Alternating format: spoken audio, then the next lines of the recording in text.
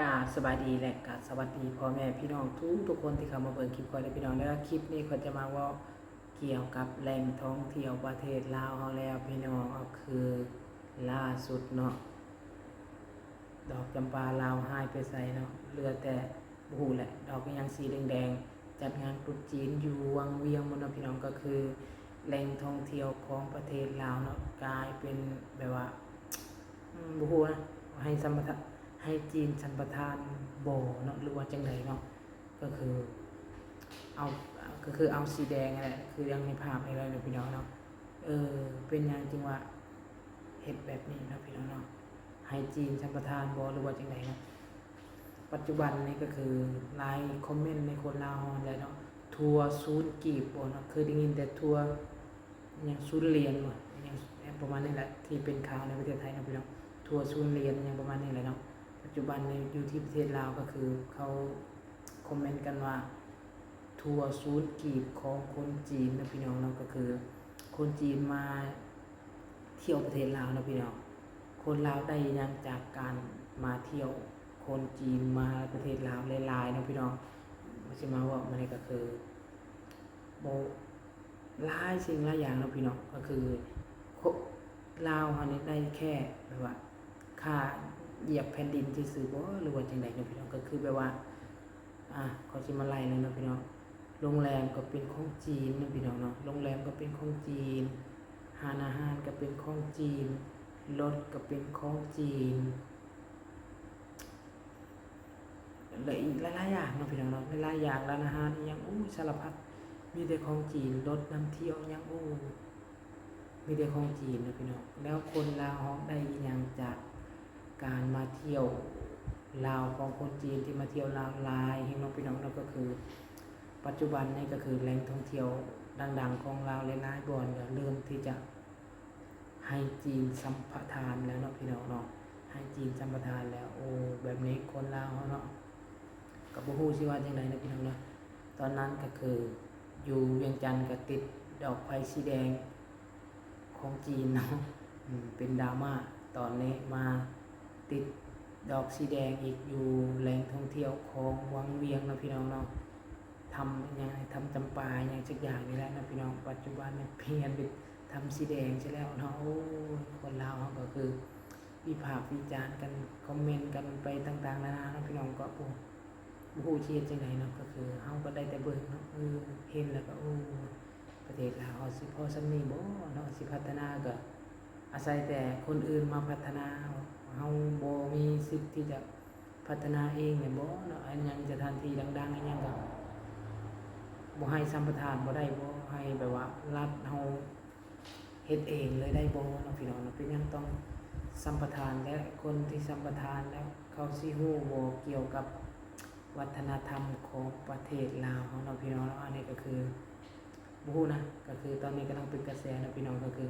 แหล่งท่องเที่ยวดังของประเทศลาวแต่น่าจะให้จีนสัมปทานแล้วเนาะพี่น้องให้จีนสัมปทานก็เลยเป็นดราม่าเนาะก็คือจีนเวียดอยู่ลาวหลายแห่งเนาะจีนเวียดอยู่ลาวหลายผู้ชี้ใจได้นะพี่น้องก็คือได้แต่เบิ่งเนาะคนลาวเขาก็ได้แต่เบิ่งว่าคนจีนคนเวียดปัจจุบันนี่เนาะบางคนก็ดีบางคนก็บ่ดีเนาะพี่น้องเนาะปะปนกันไปเนาะสุดท้ายแล้วก็มาเฮ็ดธุรกิจอะไรคนจีนนี่เนาะเจ้าบ่ทันเขาดอกเนาะเจ้าบ่ทันหัวเขาดอกคนจีนหัวไวเนาะเขามาเฮ็ดธุรกิจนี่อย่าคิดว่าเขาสิเฮ็ดกับคนลาวนะเขาเฮ็ดมีแต่กลุ่มพรรคพวกเขาทั้งนั้นเนาะเขาได้เงินแล้วเขาก็กลับประเทศเขาลืมเงินก็เขาส่งไปประเทศเขาเนาะเขาก็จะเอาแต่เงินหยวนส่วนเงินกีบเฮาก็อย่างว่าแน่เนาะเอาไว้ให้กับคนที่บ่รวยใส่เนาะแต่สำหรับคนรวยเขาก็จะใส่เงินบาทนะดอลลาร์หยวนนะประมาณนี้ส่วนคนธรรมดาทั่วไปคือสิมาเอากันเนาะเงินบาทก็ได้พอได้ใส่เป็นอยู่เนาะพี่น้องเงินหยวนเงินดอลลาร์นี่ยากเนาะยากก็บ่ค่อยเห็นดอกเนาะพี่น้องแต่ส่วนหลายแล้วก็เจ้าก็จะซื้อพวกรถพวกราคาสูงๆนะพี่น้องเนาะว่าจะเป็นที่ดินว่าจะเป็นคอนโดก็จะจ่ายเป็นพวกหยวนก็ได้ดอลลาร์ก็ได้บาทก็ดีนะพี่น้องนะเงินบาทใน ประมาณนี้นะหลายๆคนก็คือเงินบาทเนี่ยมันจับจ่ายใช้สอยในประเทศลาวง่ายนะพี่น้องและก็ยังคือจับจ่ายใช้สอยง่ายก็คือคนทั่วไปต้องการและคนส่วนหลายก็คือข้ามไปข้ามมาในประเทศไทยสะดวกสบายนะพี่น้องก็คือยากถ้าดอลลาร์กับจิบยวนเนี่ยนะยากนะพี่น้องนะเพราะว่าต้องหารเฉพาะแท้ๆบางทีก็คือหาแลกได้ยากนะพี่น้องเนาะบางคนเขาก็บ่อยากเชื่อว่าเฮาเอามาจากใส่เงินดอลลาร์เป็นเงินปลอมบ่โน่นนี่นั่นเนาะสารพัดเก่าก็บ่อยากจะเชื่อถือเฮาถ้าเฮาบ่เป็นคนรวยที่จะไปใส่ดอลลาร์นะพี่น้องประมาณนี้เนาะคลิปนี้ก็คือเว้าเรื่องทัวร์จีนเนาะมาเที่ยวลาวก็คือคนจีนเขามาหลายๆเขาก็มานำทัวร์ของเขาเจ้านำรถทัวร์ของเขาเจ้าเขาบ่ได้มาเพื่อที่จะย่างไปเที่ยวนะพี่น้องนะก็คือเขาเห็นนะที่เขาบอกนะ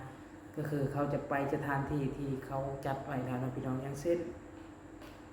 สถานที่ท่องเที่ยวลาวบางที่เขาก็ไม่ได้ไปเป็นอย่างที่ว่าเขาจัดเฉพาะวงเขานะพี่น้องนะสมมติเนี่ยอาหารจีนทัวร์มาแต่ประเทศจีนเขาก็เวียนวนทำสถานที่ท่องเที่ยวเจ้าแต่เขาไม่ได้ไปบอลคือทางที่ท่องเที่ยวประเทศลาวเนาะเขาจะไปแต่บอลเขาจัดเตรียมไว้บอลทัวร์เขาจัดเตรียมไว้ซื่อๆนะพี่น้องเขาไปเที่ยวอาหารจีนโรงแรมจีนนู่นนี่นั่นเนาะเป็นของจีนสุดท้ายเงินกำลังไหลเข้าประเทศจีนคือเก่าเนาะประเทศจีนโคตรฉลาดเลยพี่น้องเอ้ยเนาะไปอยู่ใส่คนจีนเนี่ยก็คือบางคนดีก็มีแต่ส่วนน้อยนะพี่น้องนะเขาจะไม่ค่อยเห็นเนาะส่วนหลายเราจะเห็นแต่คนจีนที่ไปเห็นธุรกิจสีเทาธุรกิจสีดำธุรกิจแปลว่าโอ้ยบุกสารพัดธุรกิจนะพี่น้องก็คือคนจีนมาอยู่ลาวนี่ก็ลายแหงเนาะลายแหงก็คือตอนนี้ก็คือเพราะว่าจะเป็นอยู่ในสวรรค์อยู่ในถ้าอยู่ในตัวเมืองเนาะส่วนหลายก็จะเริ่มเห็นลายแล้วเนาะแต่เฮาก็บ่ฮู้ดอกว่าในจีนในเวียดนามเว้าก็ซูชิคืออยากคล้ายๆกันนะพี่น้องเฮาก็เลยบ่ฮู้เนาะบางทีเฮาก็ไปถ้าบ่สัมเพาะแท้ๆก็คือเฮาจะบ่ฮู้เลยเนาะบ่ฮู้เลยชื่อจีนกับชื่อเวียดเนี่ยมันคล้ายๆกันเนาะคล้ายๆกันแห่งหาดหยังก็โอ้ยขออภัยพี่น้องอยากนอนเลยเนาะวันนี้ก็อยากซึ้งๆเศร้าๆเนาะพี่น้องเนาะก็คือหมู่ร่วมงานก็ออกจากงานแล้วโอ้ยเดี๋ยวคลิปหน้าจะสิมาเว้านะพี่น้องเนาะคลิปนี้ก็คือประมาณนี้ก่อนเนาะก็คือช่วงนี้มันเศร้าแฮงนะพี่น้องโอเคนะพี่น้องนะถ้ามักก็อย่าลืมกดไลค์กด Subscribe เพื่อเป็นกำลังใจให้ค่อยแน่เด้อพี่น้องเด้อฝากกดไลค์กดติดตามนำแน่พี่น้อง